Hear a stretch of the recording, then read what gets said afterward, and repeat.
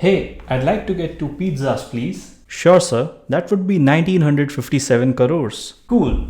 Here, take 10,000 bitcoins instead. Thanks for buying from us, sir. Enjoy your meal. Now you might think, Harsh, what world are you living in? 1957 crores for 2 pizzas? I could actually buy an entire pizza company for that amount. Well, stop your horses here.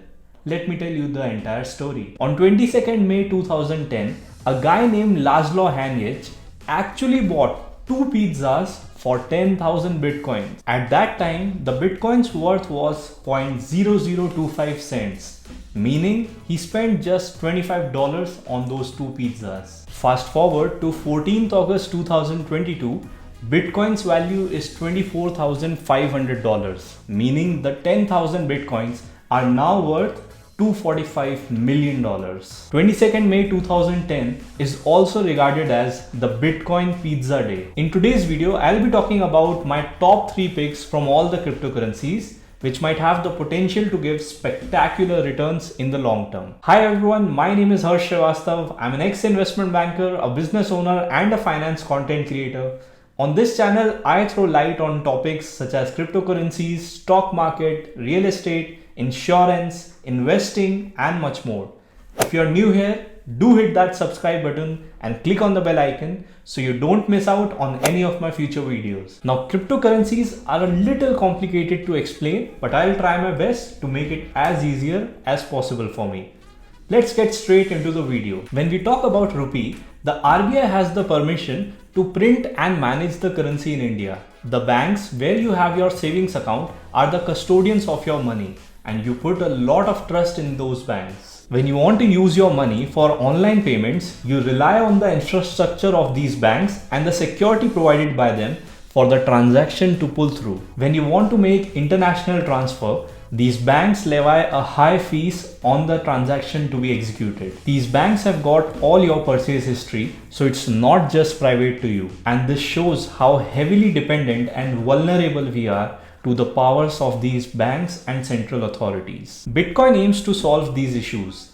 It is a digital currency that is not governed by any central authority. Bitcoin can be transferred on the peer-to-peer Bitcoin network, and it can be stored in crypto wallets. The transactions that happen on the Bitcoin network are recorded on a distributed ledger.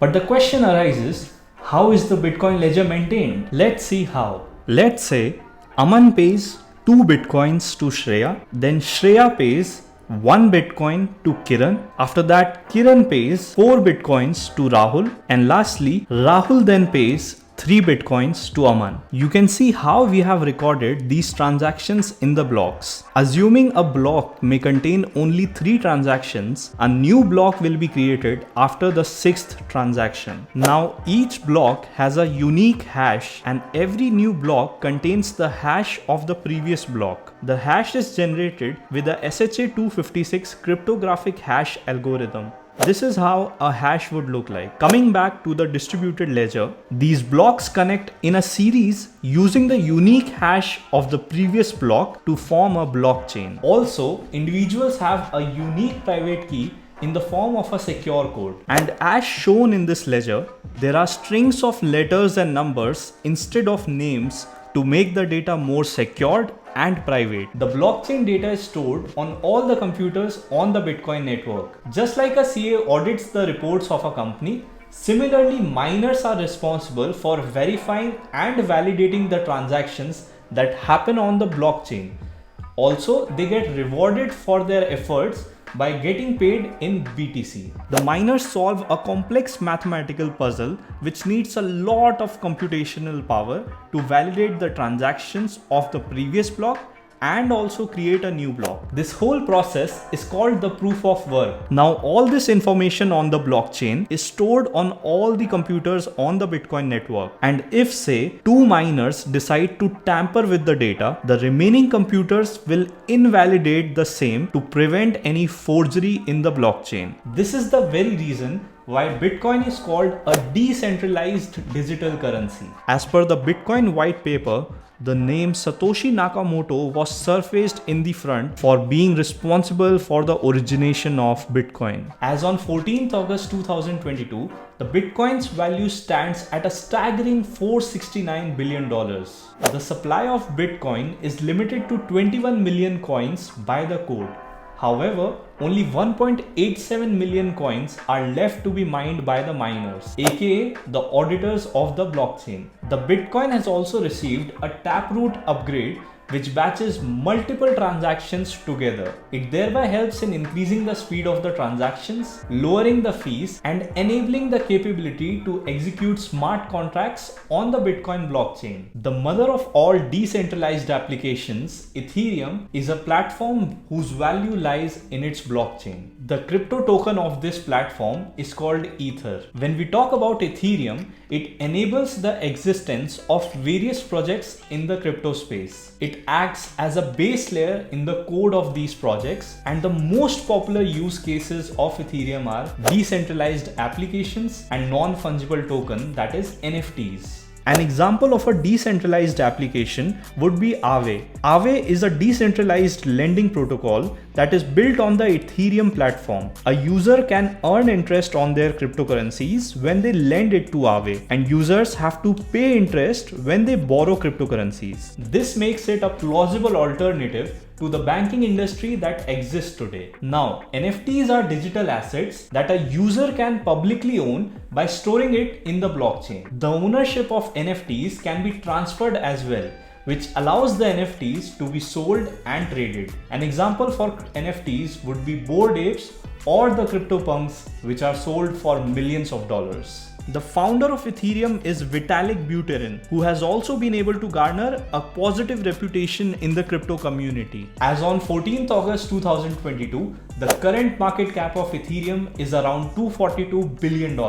The current circulating supply of Ether is 121.9 million coins. In a particular year, a maximum of 18 million coins can be mined. The Ethereum is also to get the merge update in September end. The merge update will transition the Ethereum from a proof of work mechanism to the proof of stake mechanism. Unlike proof of work, where every miner competes to solve the mathematical puzzle first, the proof of stake mechanism selects random validators to verify the transaction on the blockchain. This method is 99.95% more energy efficient, and it will make the transaction processing fast and inexpensive. Chainlink is an Ethereum-based network of oracles that provides data from the real world to the crypto world. Now you may ask, Harsh, what is an oracle? Let me explain. So a blockchain cannot see outside of its own code. It's simply coded to store data and transactions. Now here comes the role of a Chainlink oracle. The oracle acts as a middleman between the real world and the crypto blockchain. It is considered to be a trusted third party that gives reliable data to the blockchain. Now, how does Chainlink provide reliable data? It actually validates the data from multiple sources and then reconciles the data to get a reliable answer for any question. Chainlink oracles are a code programmed by someone and accepted by a vast majority. The oracles can be hardware oracles such as the temperature on the thermometer or the weight on the weighing scale, or it can also be software oracles such as the stock market data or the number of users using a website. Chainlink securely connects smart contracts with off-chain data and services. Chainlink has the crypto token called Link and has a total market cap of $4.3 billion. The supply of Link is capped at 1 billion coins, and the current circulating supply is 470 million coins. There are actually various use cases of Chainlink, such as decentralized finance, insurance, NFTs, gaming, and much more. Let's say you have a smart contract with an insurance company to insure your house against any fire hazard. Now the agreement says, if the house catches fire, then the insurance company needs to pay $2 lakh. Now let's say unfortunately your house caught fire. How is the smart contract going to know that your house caught fire? And how is it going to execute the transaction by disbursing the $2 lakh? This is where Chainlink comes into the picture. It is the one which informs the smart contract that your house caught fire after validating it in the real world. Hope you enjoyed the video. Do some more research on these cryptocurrencies and only then invest in them. Till then, thank you so much for watching. Hit that subscribe button, click on the bell icon and stay tuned for my next video.